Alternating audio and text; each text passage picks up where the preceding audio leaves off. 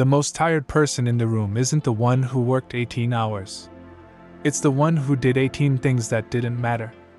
I learned this lesson the hard way, burning out while watching others achieve more by doing less. You've felt it too. That nagging pressure to be constantly busy, to fill every moment with productivity. Our culture celebrates the hustle, wearing exhaustion like a badge of honor. We post about our late nights, early mornings, and pack schedules as if they're achievements themselves. A friend of mine, Jake, built his identity around being the hardest worker at his tech startup. He arrived first, left last, and took pride in his perpetual exhaustion. When promotion time came, the role went to his colleague who worked fewer hours but focused exclusively on the company's core metrics. Jake was devastated. "I put in more time than anyone," he said. "How could this happen?" The answer lies in what author Greg McKeown calls essentialism, the disciplined pursuit of less, but better. Jake was busy, but his colleague was effective. This hustle paradox plays out everywhere.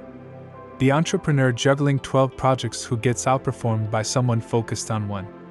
The student studying 16 hours before an exam who scores lower than someone who studied 4 hours strategically. Research from Stanford University suggests productivity per hour declines sharply when the workweek exceeds 50 hours. After 55 hours, additional work becomes pointless. Your brain simply cannot sustain effective output beyond certain limits. The roots of our obsession with busyness run deep.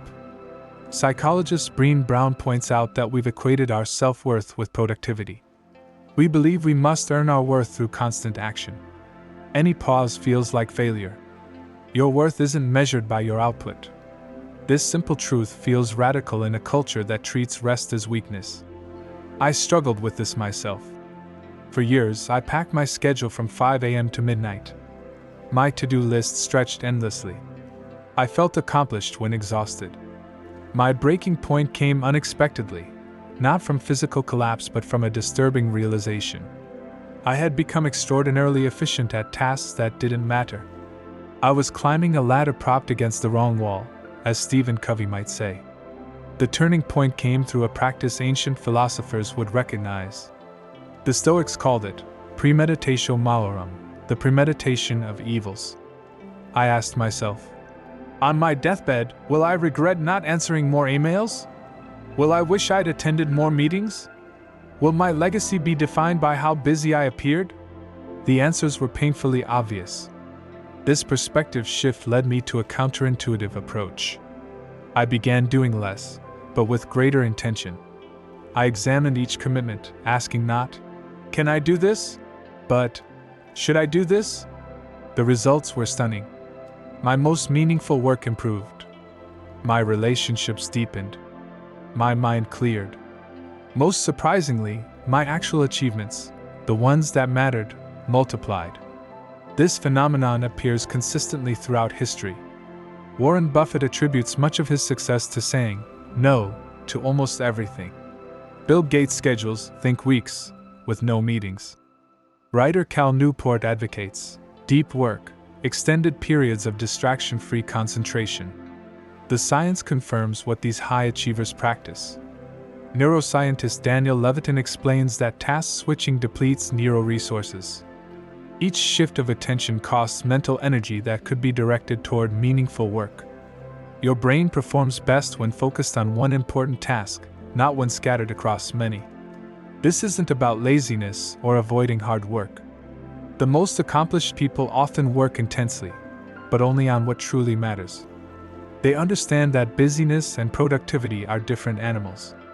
The poet Rumi knew this centuries ago when he wrote, "Silence is the language of God, all else is poor translation." Sometimes our most productive moments happen in stillness. You don't need more hustle. You need more clarity about what deserves your limited energy. Try this experiment for 1 week. Before starting any task, ask yourself, is this essential? If not, eliminate it or delegate it. Watch what happens when you protect your time and attention as fiercely as you protect your money. Our culture won't make this easy. We're surrounded by messages equating busyness with importance. Social media amplifies this distortion. showcasing highlight reels of perpetual motion.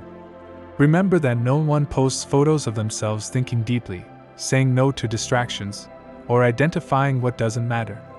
The most important work often looks like nothing to outside observers. The hustle paradox teaches us a powerful truth. Sometimes the path to greater achievement requires stepping off the hamster wheel. By doing fewer things with greater intention, focus, and presence, we create space for what matters most. Your most meaningful contributions won't come from doing more things. They'll come from doing the right things with your full attention and energy. This shift isn't easy. It requires courage to resist the cultural current pulling you toward constant activity. It demands faith that less can indeed be more. It means facing the uncomfortable question of what truly matters in your finite life.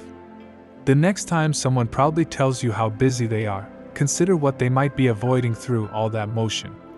Then consider what you might be avoiding too. True productivity isn't about filling every moment. It's about making every moment count,